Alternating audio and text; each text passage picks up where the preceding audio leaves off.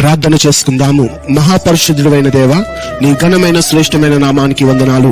ఈ ప్రార్థన ఎవరైతే వింటున్నారో వారి పట్ల నీ కార్యము జరిగించండి. వారు ఏ ఇబ్బందుల్లో ఉన్నారో, ఏ అనారోగ్య స్థితిలో ఉన్నారో, అప్పులతో, కుటుంబ సమస్యలతో, ఆర్థిక పరిస్థితులతో తండ్రి సతమతమవుతున్నారో తండ్రి, నీ విడుదల శాంతి అనుగ్రహించండి.